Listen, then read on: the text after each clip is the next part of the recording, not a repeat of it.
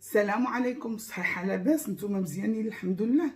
ان شاء الله هاد النهار غنحضر معكم طاجين ديال الحوت بالخضره.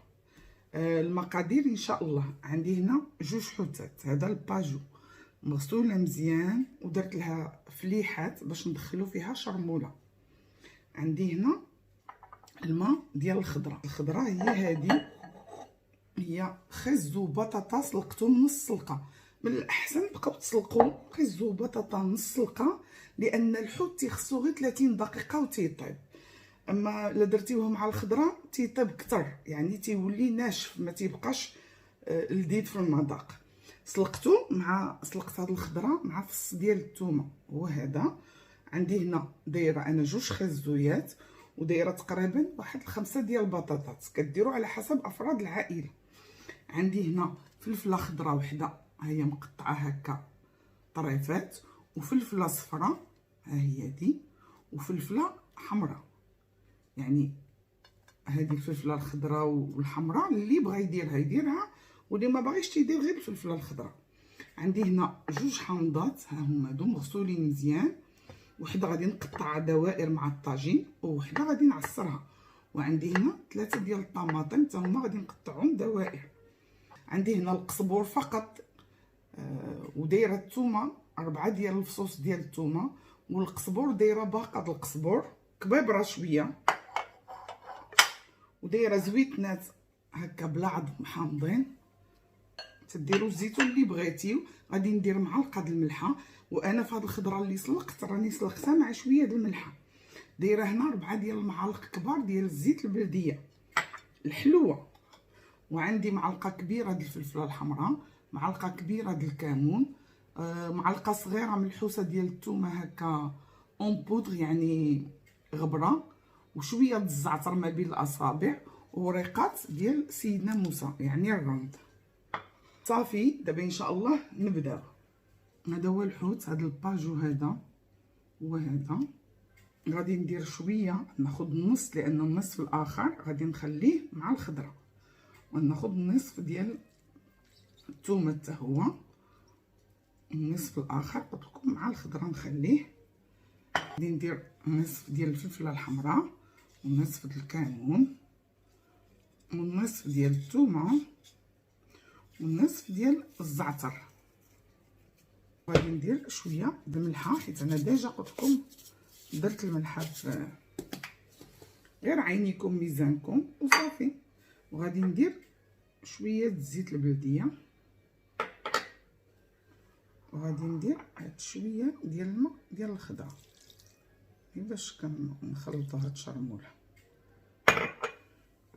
يعني الا سلقتيو الخضره ما تضيعوش ديك الماء ديالها، فيه الفوائد كلهم. صافي انا كنخلط مزيان هاد الشرميله هادي.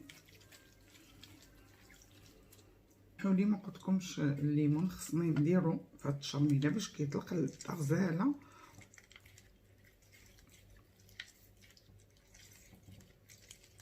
يبغي الهريسه يديرها في هاد الشرميله هادي تتجي لذيذه. انا ما نديرهاش بصراحه، غندخل في هاد الفليحات اللي درت الشرموله باش كتطلق لذة في الحوته. كندهنها مزيان، كندهن الدخلاني مزيان، وندخل عاوتاني الشرميله في هادو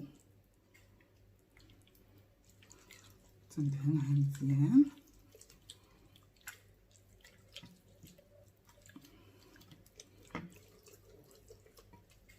نديرهم في هاد الطبيصل هذا، وغادي نديرهم في الثلاجه على ما نوجدوا هادشي هذا الاخر.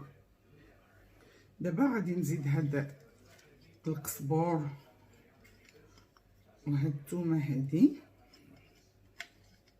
وغادي نزيد هاد التوابل هادو كلهم، وغادي نزيد شويه ديال الزيت البلديه، شويه ديال هاد الماء د الخضره حتى هو، شويه د المليحه،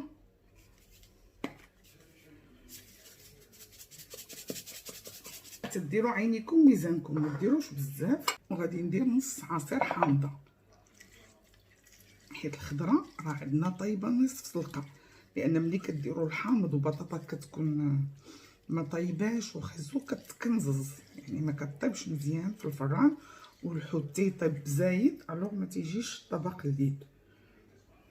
انا غنخلط بديداتي بحال هذا، دايما كيعجبوني نخدم بديداتي. راه اليدين مغسولين، دايما غسلوهم قبل ما توجدوا الاكل، يعني راه كلشي تيعرف تبارك الله النظافه.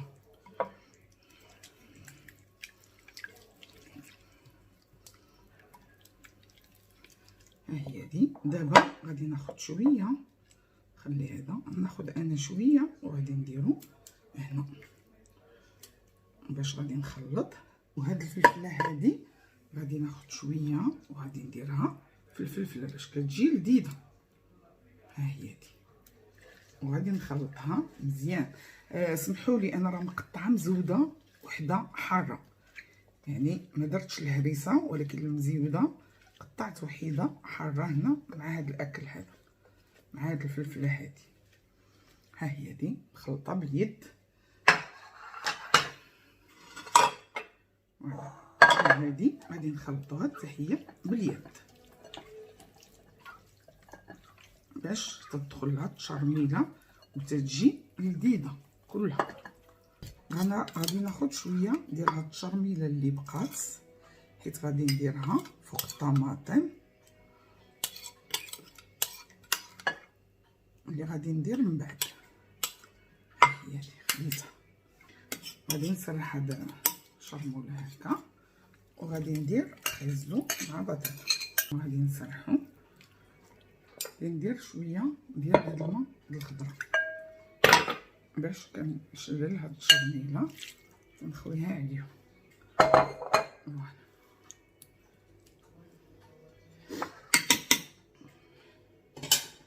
وغادي نفرش هاد الفليفله حتى هي هكذا. نقول لكم راني دايره مزيوده، ها هي دي قسمها على النصف، نخليها من بعد ونديرها في الفوق باش ما يطيحوش فيها وليداتي، حيت حاره بزاف وهما ما عندهمش مع الحر. ها هي فليفله تجي لذيذه هكذا مع الحوت.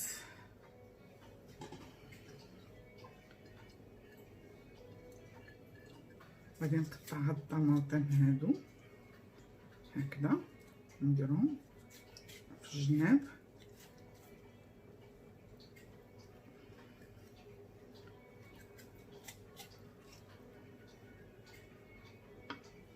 غادي ندير هاد التشرميله فوق الطماطم باش كتعطيها لذة ومذاق.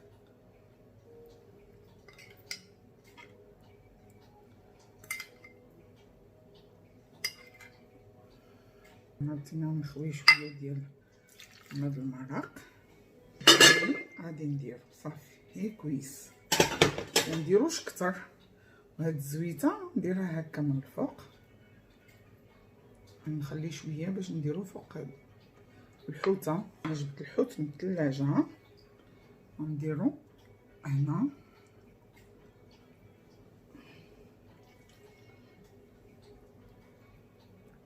وغادي ندير هاد الزويتنات هادو هكذا في الجناب حتى هما باش كيعطيو مذاق غزال. وغادي نقطع هاد الليمون هكا دوائر من الفوق، كيطلق حتى هو لذة رائعه.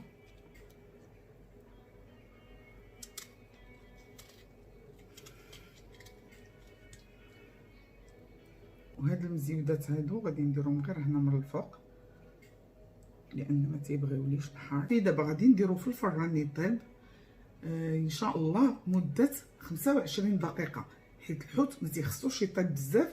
وانا عندي بطاطا مسلوقه نصف سلقه وخيزو مسلوق نصف سلقه، وهذا الشيء تيطيب بسرعه. فين غادي تقرب الطيب وغادي نحس بها غادي تطيب، باش خصني تحمر شويه. غادي نزول هاد ورق الطيب ونخليها تحمر شي شويه من الفوق فقط. ما طيبوش الحوت بزاف، راه ما تتبقاش فيه المذاق ولا اللذه. ان شاء الله من بعد 25 دقيقه غادي نرجع معكم. وهذا هو الطبق ديال الحوت خرجته من الفران. الصراحه المنظر رائع، والحوت راه طايب صافي، يعني ما تيخصوش يولي لكم يعني ناشف بحال دابا هكا. بركه باش كتاكلوه فتيتي ومزيون. غندوق معكم هكا طريف ديال ها هي دي بحال العاده دائما راسكم تيكوي. رائع المذاق. جربوه وردوا عليا ونقول لكم بالصحه والراحه، وما تنساوش تضغطوا على الجرس وتعملوا البصمه. شكرا، نهاركم مبروك، مع السلامه.